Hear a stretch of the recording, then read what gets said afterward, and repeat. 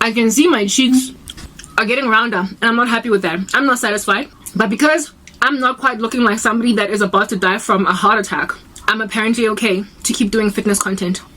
There is this really entertaining spunky white dude that does fitness videos that dance, and he's got two dancers next to him, two girls. One of them is chubby, and you can tell that this dude chose this chubby girl because it's a trend, it's a culture. He personally is very, very fit, very, very lean. The other dancer on the side of him, you can tell, has been doing dance for a minute, and she's also fit. The chubby girl, you can dance because she has talent from birth. She can dance. She's been trained technique. She can dance. But her movements in comparison to her two colleagues are fragmented because she is chubbier and she can't do the squats that her two colleagues can do. However, she's in those videos and keeps on getting praise if you go down the comment section about how it is that she's inspirational and all that. I'm like, why? Why is she inspirational? No. Is it because she's being embraced in an industry where historically she was not embraced at all? At first, like literally, tolerance is just something, it's such a thin line. People keep using, like for instance with racial tolerance, right? Of course it's wrong to disqualify somebody for being black or for being white or for being Indian or whatever, right? In terms of getting a job on the marketplace. That makes absolute sense, 100%. But then to go and literally compare black to fat, to compare black to like things that are bizarre, like things that if you continue in them, you're not going to be okay. So when you recruit, I was listening to Candace Owens the other day. Perfect. I was listening to her the other day speaking about some ballerina chick, how it is that she got this job because she was black, clearly because her movements are fragmented, and in and of herself she is not as good as some other white ballerina. So it's all good and well to go and recruit a ballerina and call her the first ballerina for this particular like school or whatever, and then like you're making history if she's actually good. If she actually, upon, what is the word that I'm looking for, auditioning, was better than all the other ballerinas in that particular class, including the white ones. If she is the best one, then by all means call her the first black whatever. But do not just recruit her as just any black face that is a ballerina in the school and then choose the best black ballerina among all the ballerinas just because you wanted a black one. Whereas there is like some white chick or some other race chick that is better than the black ballerina. Because then on that day, you are going to mess people's experience of ballet who come and pay violent amount of money in order to experience some kind of artistic show, and only to be disappointed by how bad it is.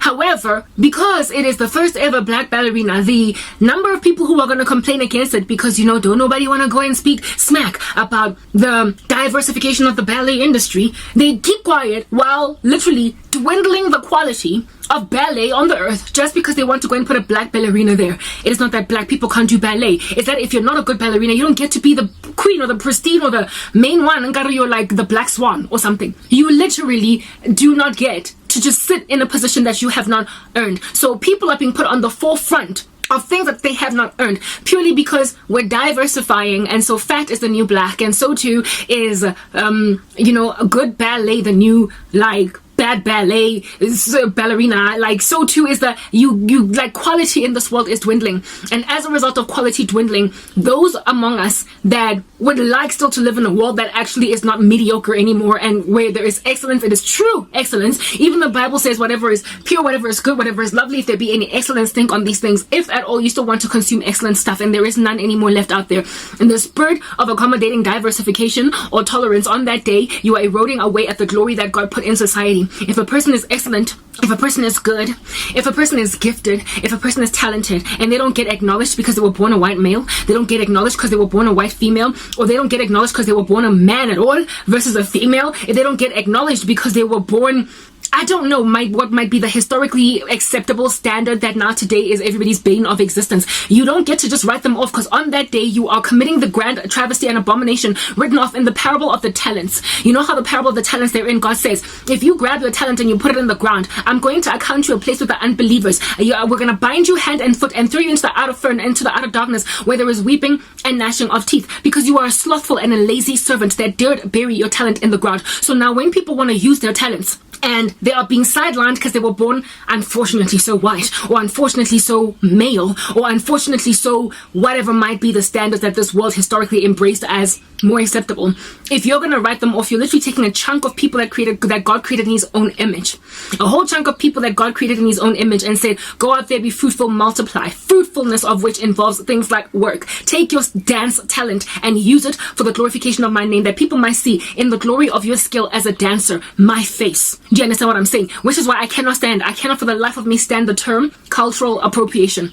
I can't stand it. It is all these people that are pissed off. I'm sorry for using the word pissed off, angry. All these people that are upset that you dared go and learn from my culture and take it upon yourself. It is diversification. It is the very thing that God wanted us to do. To love one another, to immerse with one another.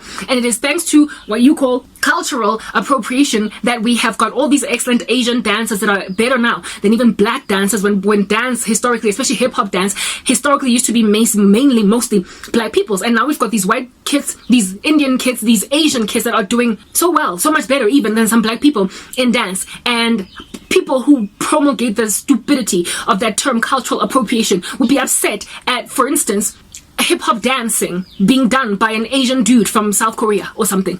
That is the very definition of cultural appropriation. Being upset that a white girl has braided her hair, or being upset that a black, black people can also be so hypocritical.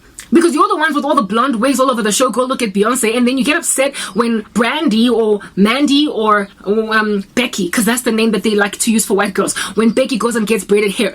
And there are all these silly white girls literally rocking up on social media on TikTok saying, guys, I'm not really sure if I should do this, can I braid my hair? Please, I'm asking for permission. Why are you asking for permission? Braid your hair. If you want to braid it, if it can hold the braids, the only challenge that you might have with braiding your hair is the fact that it's literally too straight to hold the braids. But that will be the only challenge. Go and get some styling gel, freeze it in place, and you're good to go. Go do your dreadlocks if you want to get them did. Literally, leave them alone. Because we keep on stealing from each other. Black people are hypocrites. You say they stole your buttocks, and your trade is that you stole their skin color, because you keep on lightening your skin. You went and stole their hair color because you've got these blonde weaves all over the show. You straighten your hair all the time despite it being kinky. So the white girl gets then on that day to braid her hair as many times a year as she wants to. And no, it's not cultural appropriation. It is cultural integration. We are learning from each other and we are admiring one another's things that we come with naturally. And so because in the spirit of we hate racism, you ought indeed embrace it. Instead, you are upset, you're throwing your toys out the cart, and you're huffing and puffing.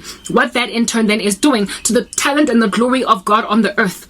Inside human beings is causing people on the ground here on the planet to abandon new talents that they learned because they dared come from the black community or the Indian community or the white community. People are also calling what is good evil and what is evil good. People cannot learn from each other, and people cannot embrace what has been historically accepted as sound and proper and good and excellent, because now the tables are turning and people are spinning on its head that which is wrong and making it right. In the spirit of tolerance, you don't get to just discombobulate society, for crying out loud. You don't get to call an obese person okay and chunky as she is, standing on the forefront of a Nike campaign. Can you imagine if at all that girl were to drop dead from a heart attack? What in the world is Nike going to say? What in the world is Adidas going to say? It is obvious they died because of their condition. It is obvious they died because they wouldn't lose weight. Lizzo needs to be encouraged to lose weight because she is overweight. And yet, the whole world is promulgating the ideal of keeping her the way that she is, and let the young woman die in her youth before she even gives her life over to the Lord Jesus Christ. It's irresponsible. So you are calling what is good evil and what is evil good. I.E. cultural appropriation is good. And yet you're calling it evil, and then you are also calling fat thin and thin fat. The Lord will come and grab his church. You are calling fitness instructors that are busy eating malva pudding in front of you content with you to embrace as a fitness instructor, because hey, guess what?